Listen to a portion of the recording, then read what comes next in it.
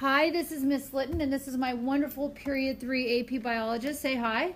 Hi. Very good. So the lab we're going to start next class, and that you need to have set up ready through your data tables, is Lab 13, Enzyme Activity. It's in the Google Classroom already. If you look at that, I put it up there last night.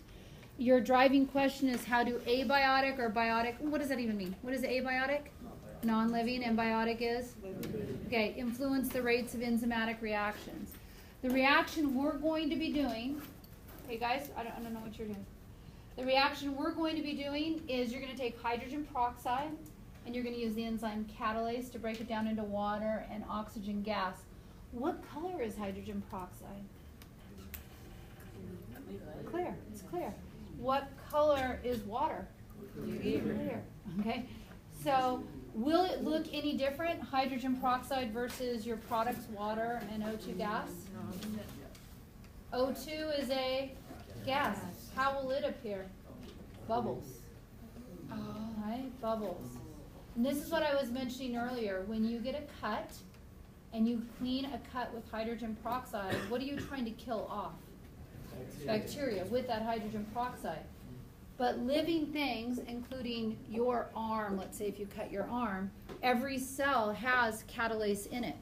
So what you're seeing are your damaged cells. When you put hydrogen peroxide on there, the catalase, that enzyme in your cells, is breaking down hydrogen peroxide so it doesn't build up in your cells and converting it to water and oxygen gas. So those bubbles you see are your catalase from your own cells, your own enzyme doing this lab. Okay? It would be very hard to measure the amount of O2 bubbles. Like you could do a color change if you wanted to, I guess, depending, or count the number of bubbles. We won't. We will use probeware, which will, and we will know exactly how much oxygen we have generated. Okay, and I'll show you how we will set that up because you need it for your lab. Move forward. Okay, so in essence, you take hydrogen peroxide, you add in the catalase. It won't turn yellow like pee, but it will go clear and you will see the little bubbles in there, and then you'll know that it is working. Do you think catalase works at a certain temperature? Yes. Do you think it works at a certain pH? Yes. Okay. What do you think will happen if we increase the substrate concentration? What will happen to the reaction rate? It'll go faster. And that is, in essence, what we're going to do. That's our independent variable. We're going to take hydrogen peroxide, and when you buy hydrogen peroxide from the store, it's a 3% solution. You're going to do some dilutions and change it to a 2% solution, a 1% solution, a no percent solution. What will that be? Or there's no hydrogen peroxide in there. That will act as our what? Our control. Yeah.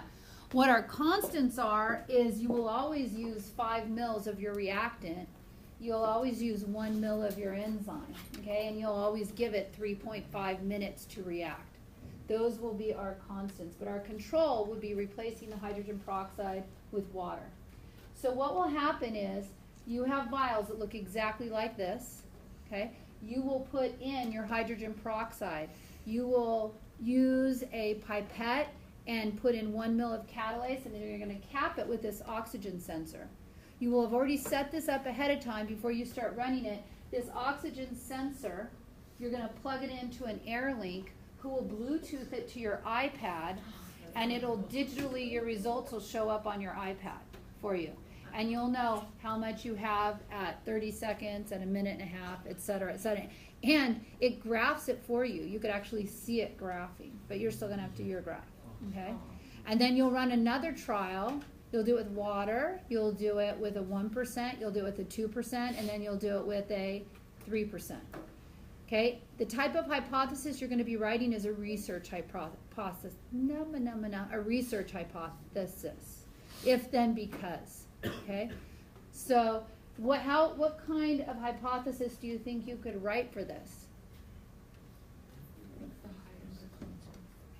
What's your independent variable in this case? Concentration of the hydrogen peroxide. So if I what?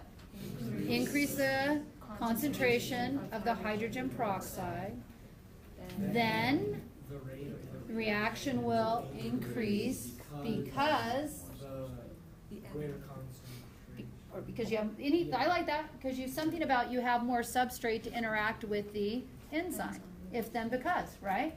That's your hypothesis that you're writing. Okay? So this is one of your AP equation sheets. Okay?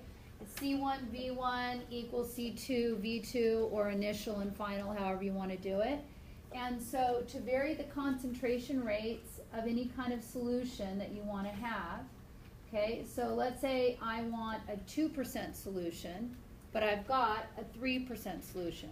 So you're taking my initial, whatever concentration I have, and how much of that initial, okay, and then what I want for my final. So my stock solution is a 3%.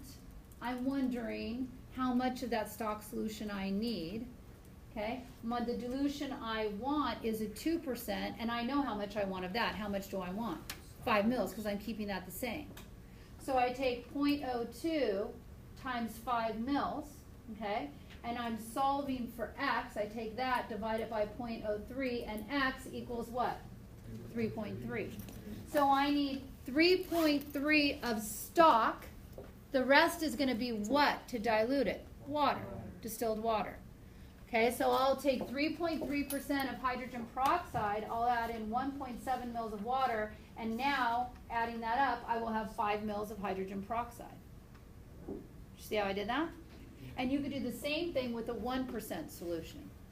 No real calculations needed for a 0% solution. Just take 5 mils of water. Okay, so you will show me your calculations in your flow chart, so I know you know how to use that equation in case they want you to use that equation on your AP exam. Okay, and where is this presentation located? In the lab map. Good. All right, and I believe I made an appropriate data table for you on the first go around. Okay. So you can see, here's the concentration of the hydrogen peroxide, 0, 1%, 2%, 3%. Here you're going to take your readings of oxygen. And here is your lab group's rate, which you will need to calculate the rate. And lo and behold, here's another equation from your equation sheet. 2. How many? 2 we have in this one lab. And then your class averages of your reaction rate. Don't be an outlier. Okay? Don't be an outlier. Do your calculations correctly. Yes? So are we doing more than 3%? You can't do more than 3% because I can't make it more than 3%. 3.5. So Minutes. Oh, that's minutes. That's time in minutes. That's when you're going to be taking it. Yeah, I can't increase the concentration of hydrogen peroxide. It comes as 3%. Okay, so you're going to do delta Y over delta X, right? You've done this before. Rise over run. Okay, so you're going to take how much oxygen you have at oh, I need to, dang it. Darn it. What do I need to do here? Yeah. Dang it. Okay. So I'm going to take how much oxygen I have at the end minus how much oxygen I had at the beginning, right? Okay, and that's going to be my change in the amount of oxygen over my change in time. Well, how much time are you allowing to go by? 3.5 minutes. So then I'll have my change in oxygen per minute. And that's going to be your reaction rate. Okay, and you're going to calculate your reaction rate for your data, and then you will also do that. You will just have to put the averages because your course share document will show you that. Okay, you don't have to make your graph yet. We'll do that once you have your data. But you're going to have, I'm not going to have you plot the control. I guess you can if you want to, okay? But you're going to plot your 1%, 2%, 3%, and when you do your line, you're going to associate with that line your reaction rate. You're going to tell me what is the rate of that reaction with each line. Okay, that's what I want you to do there. And yeah, do it right, hashtag right the first time. It is so important that your container is clean, that you do your dilutions to the best of your ability. It's going to throw off your lab tremendously. I would start with 0 and then move into 1% and keep including upping the concentration, right? That would make more sense. Your lab map, if you get it from the Google. Okay? The original lab book, Investigation 13, even though we're doing a modification of their lab, because they're doing it by a color change, we're going to be much more quantifiable data when we do it using the probes. Still read it, because who wrote your lab book? Yeah, and you need it for your background. There is a Bozeman on this lab. I encourage you to watch it. And there's a link to that. Your course shared document where you're going to be putting your lab data is right here. Get in and get out. Don't screw it up. Only I get to take out outliers. If you want to take out outliers, make a copy of it and then you can change it. Okay? But only I take out outliers. And then the rubric, I would look at this rubric before, as you set up your lab to make sure you're going to get 100% on it. You have your driving question. You have your background. You'll get the answers to this from the lab as you read it. I already gave you all of these, right?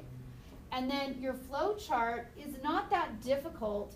You're going to need to just kind of recreate that picture that I showed you earlier in the presentation.